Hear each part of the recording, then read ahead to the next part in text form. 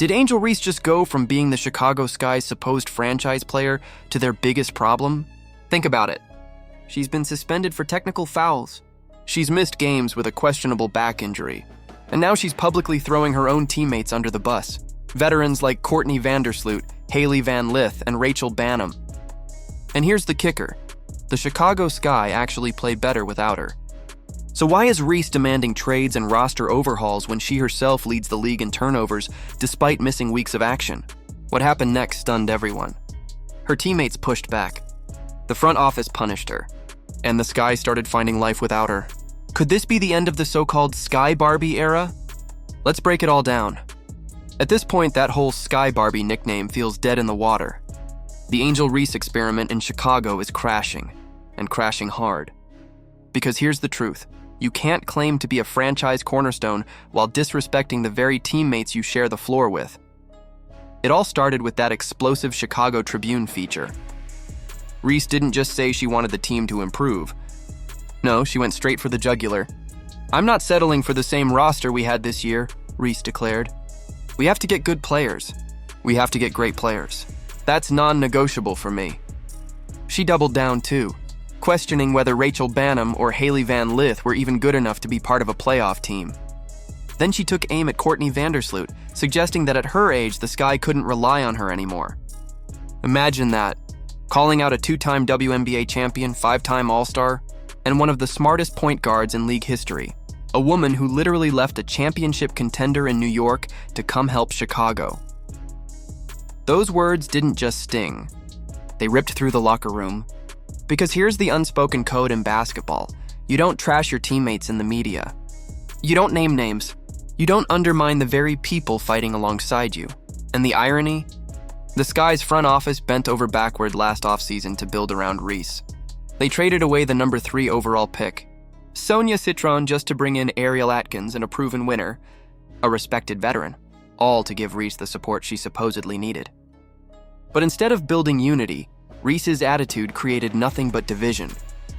Now picture Ariel Atkins, brand new in Chicago, walking into a storm. She was brought in to push the Sky forward, not to be treated like a pawn in Reese's fantasy roster rebuild. And yet, there she was, having to defend her teammates publicly after Reese dismissed them.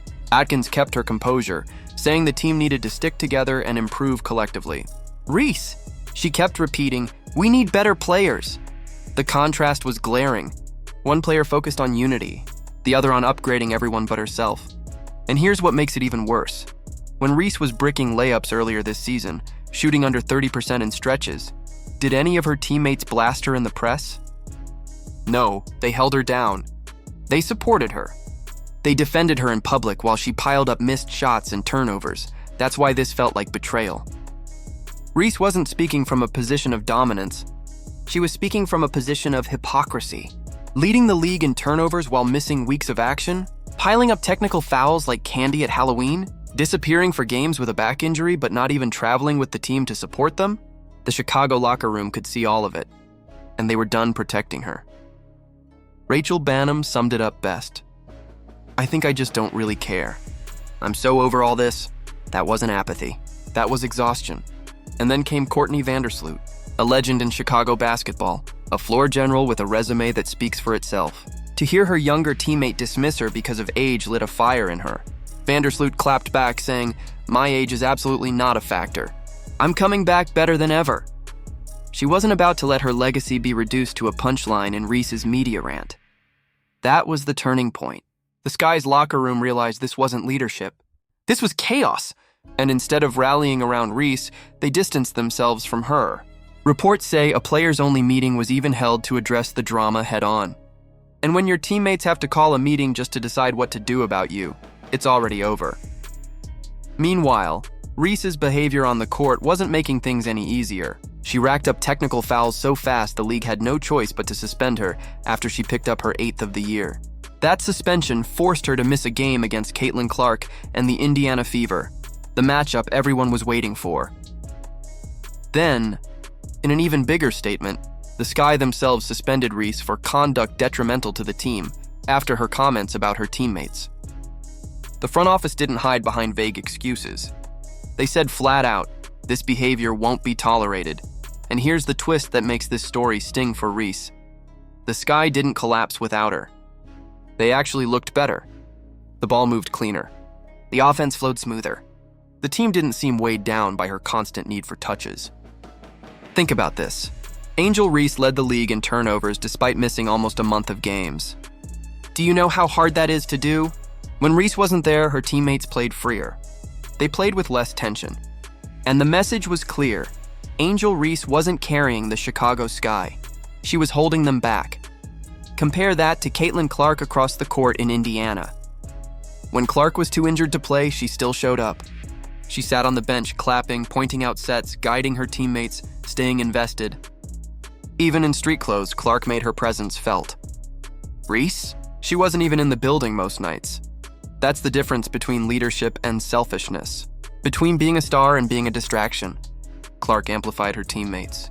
Reese belittled hers. And now, the fallout is here. Reese is no longer the Sky Barbie. She's a cautionary tale.